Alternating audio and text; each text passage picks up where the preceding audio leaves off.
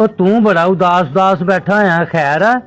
ओ जनाब मैं तुहानू दसदी आ ए बेचारा क्यों उदास आ। क्यों उदास है? ए मेरा भाई आ ते ए बेचारा हर रोज दुआवां करदा हुंदा सीगा। अच्छा केड़ियां दुआवां करदा सी?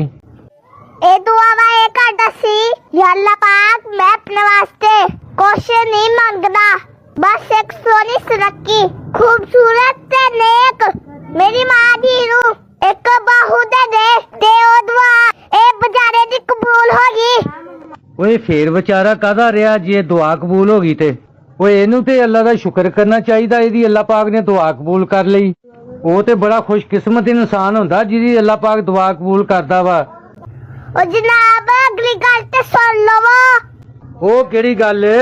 ओ दुआ अल्लाह बंदे दी जरूर कबूल करदा वा, पर साडी साडे एरा तो जेड़ा छोटा ना ओरी हो गया।